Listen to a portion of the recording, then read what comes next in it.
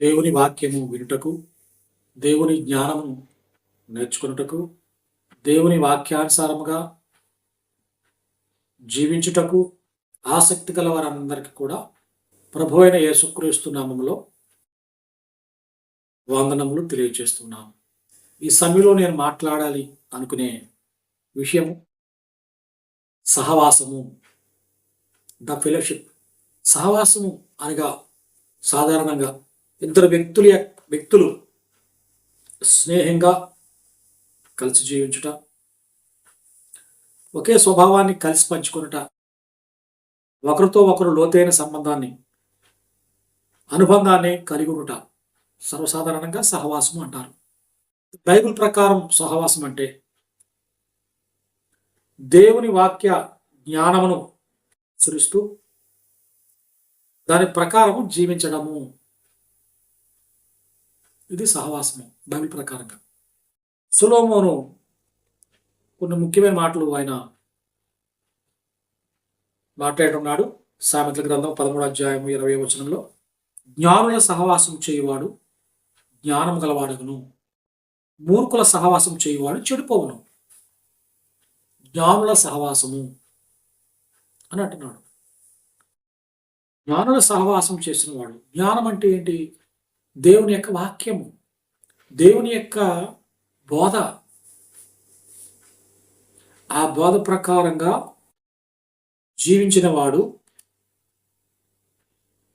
ఆ సహవాసం కలిగి ఉంటాడు,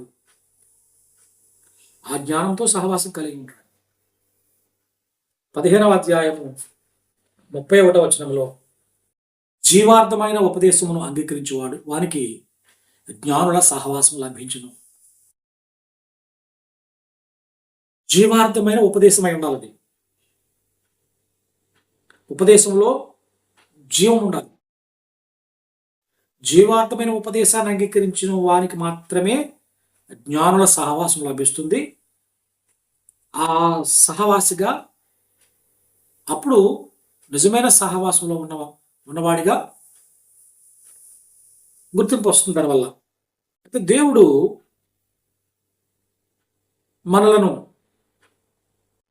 ఎవరితో సహవాసం ఉండడానికి పిలిచాడు అని అంటే, 1 కొరింథీ పత్రిక 1వ అధ్యాయము 9వ వచనంలో, మన ప్రభు అయిన యేసుక్రీస్తు అను తన కుమారుని సహవాసమునకు మిమ్మల్ని పిలిచిన దేవుడు నమ్మదగినవాడు. కుమారుని యొక్క సహవాసము. కుమారుడు అంటే దైవ జ్ఞానము. దేవుని యొక్క జ్ఞానమైన యేసుక్రీస్తు వారి యొక్క ఆ జ్ఞానము యొక్క సహవాసం కలిగిన వారు, అలాంటి వారందరినీ కలిపి సహవాసం అని పిలువబడుతుంది. సహవాసం అంటే అది, ఫెలోషిప్ అంటే అది. మనము ఎవరి సహవాసంలో ఉన్నాము అనేది ప్రాముఖ్యమైన విషయం అవుతుంది కదా. దీన్ని బట్టి చూస్తే దేవుడు క్రీస్తు యొక్క సహవాసానికి మనం పిలిచాడు. అంటే మన సహవాసం క్రీస్తు అంటే దైవజ్ఞానం, మన సహవాసము దైవజ్ఞానము అయి ఉందా లేదా? మన సహవాసంలో దైవజ్ఞానం ఉందా లేదా? క్రీస్తుని కూర్చున్న మూలం దేవుని యొక్క విషయాలు ఉన్నాయా లేదా అనేది కూడా ఆ విషయాన్ని తెలియజేస్తుంది మనకి. అది సహవాసం కాదనే విషయం దానివల్ల మనకి రుజువు అవుతుంది. ఈ భూమి మీద ఇప్పుడు ఎన్నో సిద్ధాంతాలు కలిగిన క్రైస్తవం ఉంది కదా భూమి మీద. ఒక్కొక్క సంఘం ఒక్కొక్క సిద్ధాంతానికి, ఒక్కొక్క సంఘానికి ఒక్కొక్క సిద్ధాంతం ఉంటుంది. అనేకమైన గ్రూపులు ఉన్నాయి భూమి మీద, క్రిస్టియన్ గ్రూప్స్. అన్నీ ఒకే దాన్ని నమ్మవు. ఒక్కొక్కరు ఒక్కొక్క డాక్ట్రిన్ కలిగి ఉన్నారు, ఒక్కొక్క సిద్ధాంతం కలిగి. కాబట్టి ఇక్కడ అన్ని సిద్ధాంతాలు వారు నేర్చుకున్న వారందరూ కలిపి ఒకే సమాజంగా కూడితే సహవాసం అవుతుంది. ఇక్కడ మనం చెప్పుకునే విషయంలో ప్రాముఖ్యమైన విషయం అదే. దాన్ని గ్రంథములో నుంచి మనం తెలుసుకోవాలి. ఏ విషయమైనా మనము వెంబడించాలి, అనుసరించాలంటే అది గ్రంథంలో నుంచి మనకు తెలియబడిన విషయమై ఉండాలి. అది గ్రంథస్థం చేసి ఉండాలి.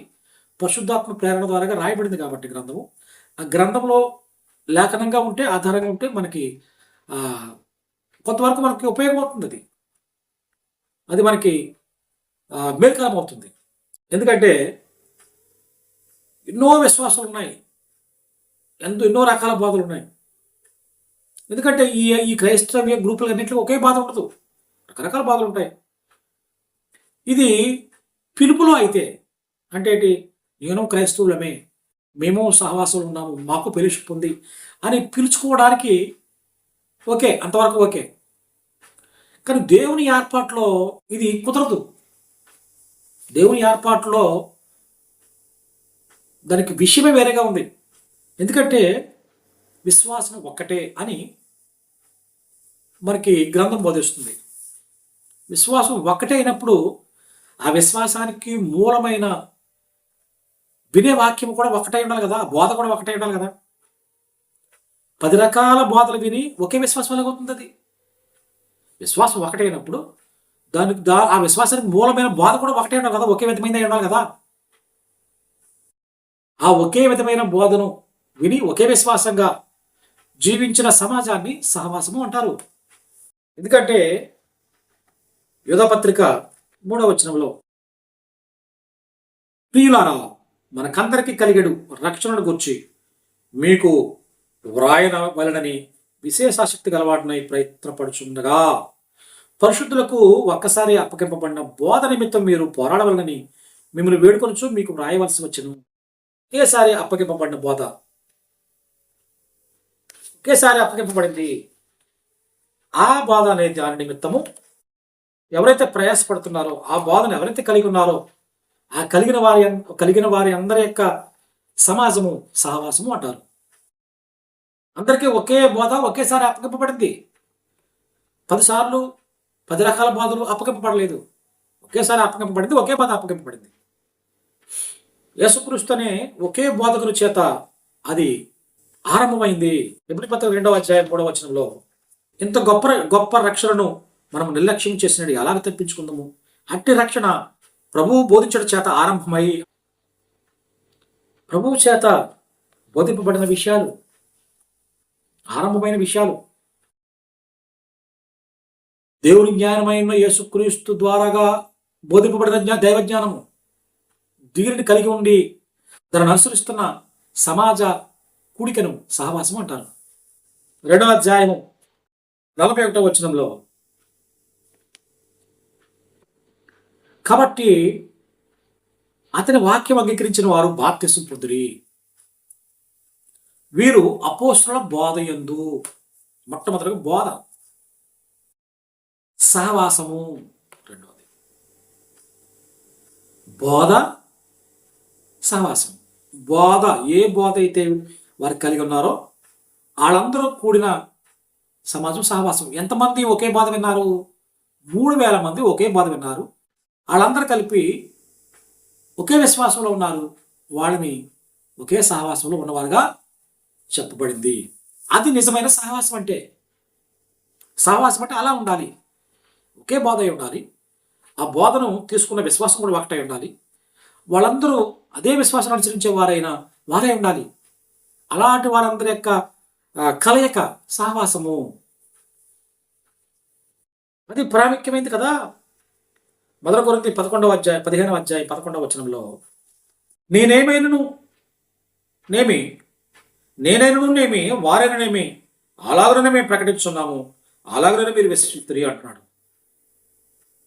పౌలు అంటున్నాడు, నేనైనా కానీ నా ముందున్న అపోస్తులు కానీ అదే బోధించారు, ప్రభు బోధే వాళ్ళు బోధించారు, నేనైనా వాళ్ళైనా మీరు విన్నది అదే. కాబట్టి మేము ఏదైతే కలిగి ఉండి ఒకే విశ్వాసంలో సహవాసం కలిగి ఉన్నామో, అలాగే మీరు కూడా అదే బోధలో విశ్వసించిన వారై మీరు సహవాసం కలిగి ఉండాలి. అప్పుడే మీరు అది సహవాసంగా పిలువబడుతుంది అనే గొప్ప విషయాన్ని పౌలు తెలియజేస్తున్నాడు. ఎందుకంటే మరి యొక్క సువార్త అన్నాడు దాన్ని, గలతీ పత్రిక 1వ అధ్యాయం 8వ వచనంలో. అంటే ఒక క్లారిటీ ఉంది వీళ్ళకి. వీళ్ళు ఏంటంటే వీళ్ళు ఖచ్చితంగా మాట్లాడగలిగారు. పౌలు ఖచ్చితంగా మాట్లాడగలిగాడు.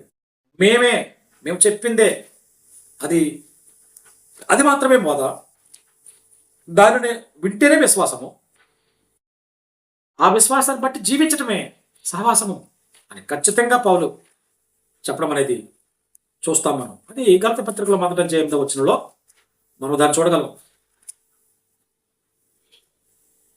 మేము మీకు ప్రకటించిన సువార్త కాక మరి యొక్క సువార్తను మేమైనను పరలోకం నుండి వచ్చిన యొక్క దూతైనను మీకు ప్రకటించిన ఎడల వాడు శాపగ్రస్తుడవును అంటున్నాడు.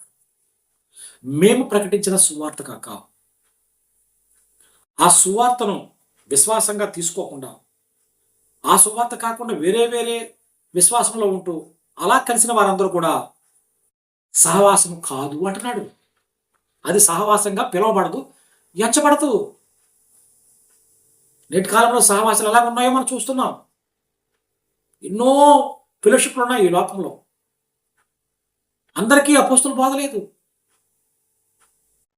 కానీ అది చెప్పుకోవడానికి సహవాసాలే. అవి చెప్పుకోవడం వరకే తప్ప అవి ఏర్పాట్లు, దేవునికి ఏర్పాట్లో ఉండడానికి ఆలోచించాలి, ఉన్నాయా లేదా దేవుని ఏర్పాట్లో. వారు ఏ బోధ అయితే విన్నారో వాళ్ళు దాన్ని విశ్వసించి బాప్తిసం పొందారు 3,000 మంది. వాళ్ళందరూ కూడా అదే విశ్వాసములు కలిగి ఒకే సహవాసంలో ఉన్నారు. దాన్ని సహవాసం అంటారు. క్రీస్తు బోధ లేకుండా, అపోస్తుల బోధ లేకుండా, మనకు నచ్చిన బోధను అనుసరిస్తూ సమాజ మందిరంగా మనం కూడుకుంటే, అన్ని రకాల సంఘాలు కలిపి ఒక చోట కూడుకుంటే అది సహవాసం అని ఎప్పటికీ ఎంచబడదని పౌలు యొక్క వివరణ. అదే చెప్తున్నాడు పౌలు. మేము చెప్పింది కాకుండా మిగతా కలిసి కూర్చుని ఒక చోట సహవాసం చెప్పుకుంటే అది సహవాసం లిస్టులో రాదు అంటున్నాడు పౌలు. అది దేవదూతలు కూడినా సరే అలాగా. దేవదూతలైన వేరే వేరే విశ్వాసం నమ్ముతూ, అపోస్తుల బోధ కాకుండా వేరే బోధ నమ్ముతూ దేవదూతలు కూడా ఒక సమాజంగా కూడితే వాళ్ళు కూడా సహవాసం కాదు. అంటే ఎంత ఎంత స్థాయిలో మాట్లాడుతున్నాడు పౌలు, ఎంత గంభీరంగా మాట్లాడుతున్నాడు, ఎంత మరి దృఢంగా మాట్లాడుతున్నాడు పౌలు.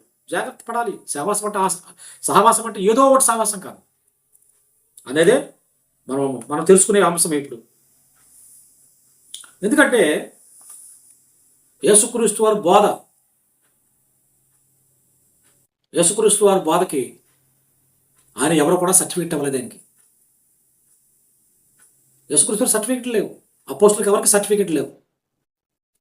చాలామంది అనుకుంటారు సర్టిఫికెట్లు ఉంటే అది వ్యాలిడ్ అనుకుంటారు. సర్టిఫికెట్ ఉంటేనే మనం నిత్య జీవానికి అర్హులు అన్నట్లుగా ఆ సర్టిఫికెట్ గొప్పగా భావిస్తారు. సర్టిఫికెట్ల వల్ల సహవాసం అనేది ఎంచబడతాం. సర్టిఫికెట్ వల్ల, సర్టిఫికెట్ అనేది మనం ఏదో కొత్తగా నేర్పుతారు దాన్ని, దానికి ఒక గుర్తింపు అంతే. అది సర్టిఫికెట్ రక్షణ కాదు. సర్టిఫికెట్ అనేది అది ఇప్పుడు ఇంకా నిజంగా నిక్కచ్చిగా చెప్తే, నిర్మోహమాటంగా చెప్పగలిగితే నేటి కాలంలో సర్టిఫికెట్లు అనేవి బయట కొనుక్కుంటూ తిరుగుతున్నాయి కాదంటారా? ఎన్ని సర్టిఫికెట్లు సంపాదించు బయటకు వెళ్ళి. నువ్వేం చేయకపోయినా సరే, నువ్వు ట్రైనింగ్ అనేది సర్టిఫికెట్ తెచ్చుకోలేమా? డబ్బులు ఖర్చు పెట్టి అన్ని రెడీమేడ్గా దొరుకుతున్నాయి మనకి ఇప్పుడు. కాబట్టి అలాగా మనకు సహవాసాన్ని గుర్తింపు రాదు. కాబట్టి వినుట వల్ల విశ్వాసం అనేది ఏ వింటున్నామో అది ఎవరు బోధించిన బోధో ఆ బోధకు సంబంధించిన విశ్వాసం కలిగిన వారందరూ కూడుకున్నదే సహవాసము. మనకు అలా ఉన్నావో లేదో చూసుకోవాలి మనం. ఎన్నో గ్రూపులు ఉన్నాయి, క్రిస్టియన్ గ్రూప్స్, అన్ని కలిపి ఒక చోట పుడితే సహవాసం కాదు, ఖచ్చితంగా కాదని పౌలు గలతీ పత్రికలో మనం చూసాం. మేము చెప్పింది కాకాలన్నాడు ఖచ్చితంగా. అందుకనే ఒక స్టాప్ వేసి మాట్లాడుతున్నాడు, ఒక స్టాండ్ తీసుకుని మాట్లాడుతున్నాడు. మేము చెప్పింది కాకని చెప్పేసి ఏది కాదంటున్నాడు. అది అంటే ఎంత దృఢత్వంగా మాట్లాడుతున్నాడు పౌలు, దాంట్లో ఎంత గ్రిప్ కలిగి ఉన్నాడు, ఎంత దాని మీద బేస్ అయి ఉన్నాడో అనేది మనం చూడాలి. అంతే అంత గట్టిగా మాట్లాడుతున్నాడంటే సహవాసం అనేది అన్ని రకాలు కలిపి ఒక చోట కూర్చొని సహవాసం కాదు అనే విషయం క్లియర్గా అర్థమైపోతుంది ఆ మాటలు మనకి. ఎందుకంటే ఈ సర్టిఫికెట్లు, ఈ ట్రైనింగ్లు ఇవన్నీ కూడా కొంతవరకు మనకి బేసిక్స్ దొరుకుతాయి అంతే. అది ఆ బేసిక్స్ అనేవి ఏ సంఘానికి సంబంధించిన వారు బోధిస్తున్నారో ఆ బేసిక్స్ ఉంటాయి అందులో. ఆ బేసిక్లో అపోస్తుల బోధకులు అయితే మనకు తెలియదు, ఉంటే కొంతవరకు మెరుగే. ఒకవేళ లేకుండా పూర్తిగా అది క్రీస్తు బోధించిన బోధ కాకుండా, అపోస్తులు వెంబడించిన మార్గం కాకుండా, అది దేవుని యొక్క చిత్తంలో ఉండే విషయం కాకుండా మనం దాన్ని కేవలం సర్టిఫికెట్ల మీదే మనం ట్రైనింగ్ అయినా ఆ ట్రైనింగ్ విషయం మీద మనం ఆధారపడితే మనం సహవాసం లిస్టు నుంచి తీసివేయబడతాము. సహవాసంగా ఎప్పటికీ గుర్తింపు అనేది మనకు రాదు. అసలు అపోస్తుల బోధే 3,000 మంది బాప్తిసానికి మూలము ఆ విశ్వాసం. అది సహవాసం. వాళ్ళందరూ కలిపి సహవాసం. ఆ బోధ, ఆ విశ్వాసంలోనికి మనం వెళితే వాళ్ళతో పాటు మనకి సహవాసం వస్తుంది. వాళ్ళతో పాటు మనకు సహవాసం. మన సెపరేట్ గుంపు కాదు. మనం సెపరేట్గా ఆలోచించి సెపరేట్గా మనం ఒక విషయాన్ని అనుకుని దానికి ఫౌండర్గా ప్రెసిడెంట్గా దాన్ని మన సొంతంగా క్రియేట్ చేసుకుంటే అది అపోస్తుల బోధ కాకపోతే సహవాసంగా ఎంచబడదు. చాలా క్లారిటీగా పౌలు చెప్తున్నాడు. కాబట్టి ఎందుకంటే దేవుని సిలబస్ అనేది మనకు గ్రంథంగా ఇవ్వబడింది. దాన్ని అందరూ కలిసి నేర్చుకోవాలి. కాబట్టి లేఖనాలు అనుసరించి ఉన్న నా సువార్త అంటున్నాడు పౌలు. 16వ అధ్యాయం 25 వచనం రోమపత్రిక. సమస్తమైన అన్ని జనులు విశ్వాసమునకు విధేయులకు నట్లు అనాది నుండి రహస్యముగా ఉంచబడి ఇప్పుడు ప్రత్యక్షపరచబడిన మర్మము నిత్యదేవుని ఆజ్ఞ ప్రకారము ప్రవక్తల లేఖనముల ద్వారాగా వారికి తెలుపబడి ఉన్నది.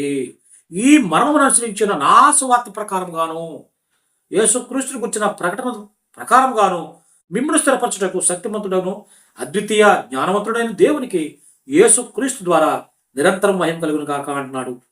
నా సువార్త ప్రకారము ఏంటది? లేఖనముల ద్వారాగా వారికి తెలుపబడినది. ఆ లేఖనముల ద్వారాగా నా సువార్త అంటున్నాడు. అది ఎవరిది? యేసుక్రీస్తు వారి విషయాలు, యేసుక్రీస్తు వారు బోధించిన విషయాలే పౌలు బాధ.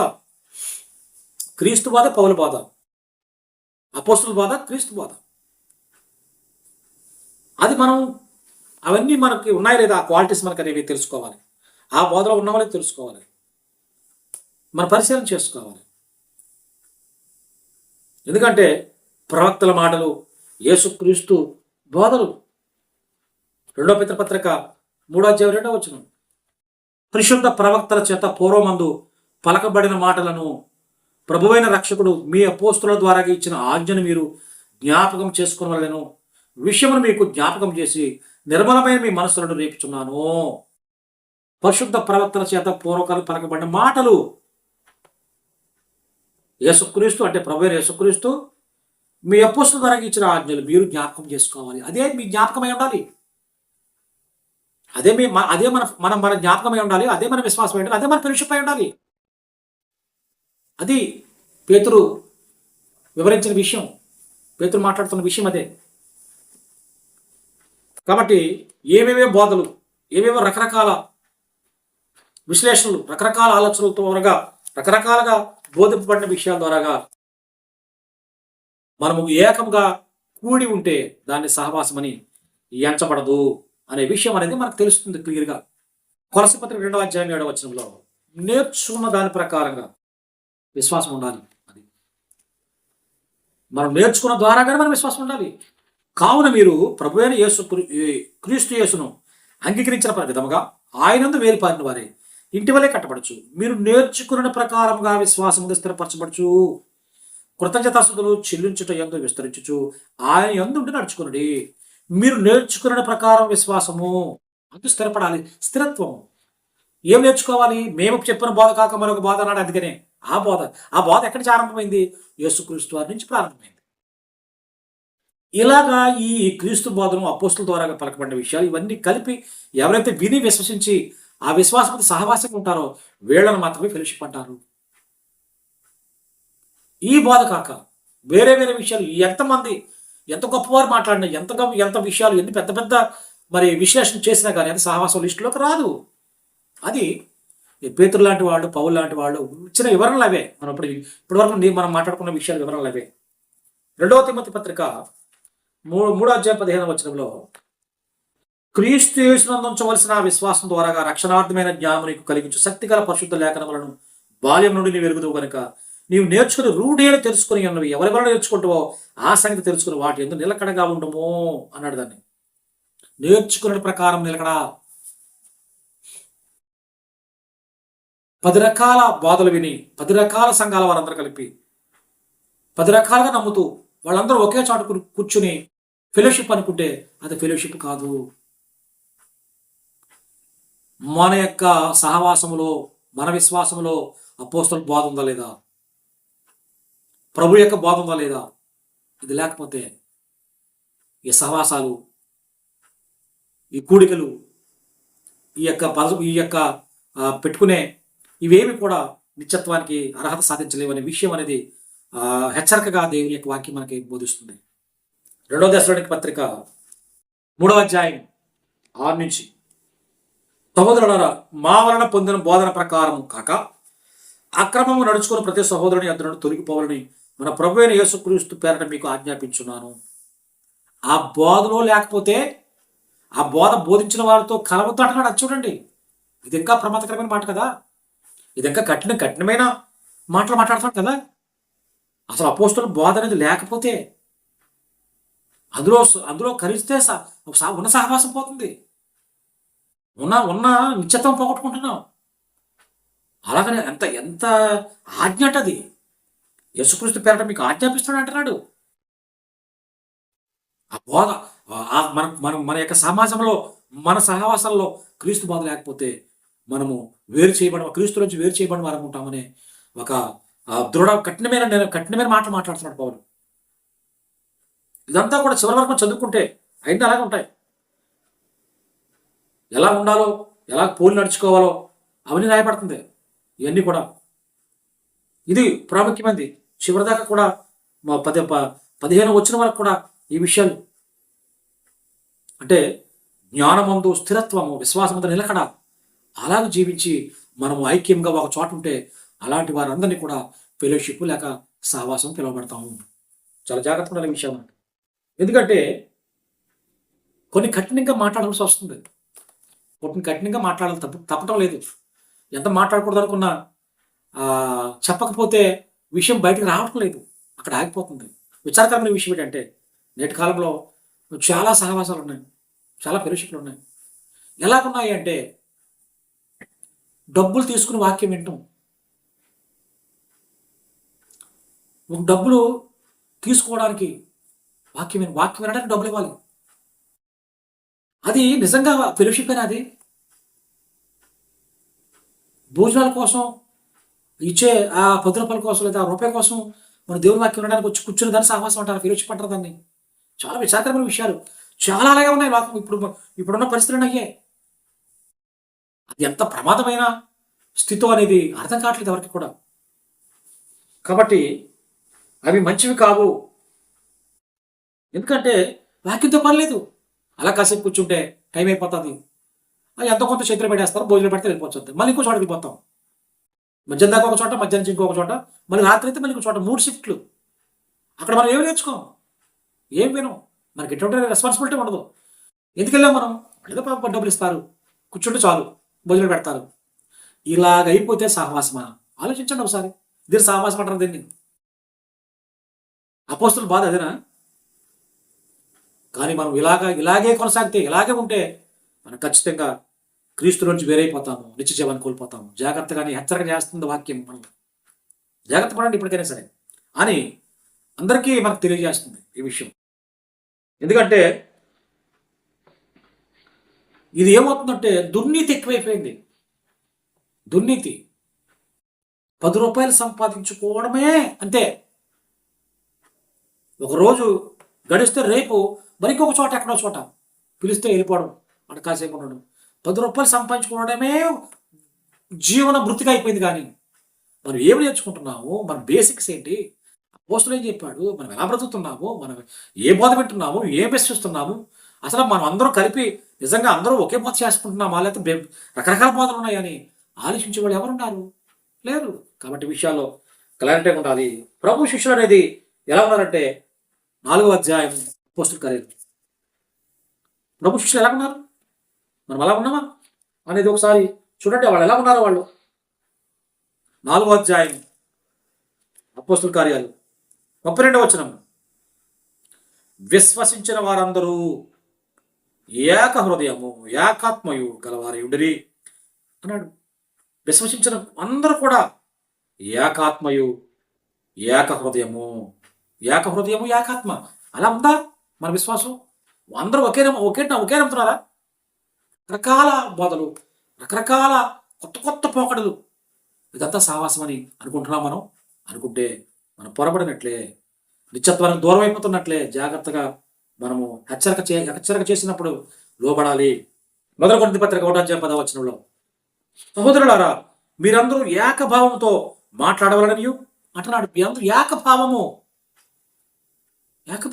ఉందా మనకి? ఏకభావం ఒకే బోధ మనకుందా? లేదు.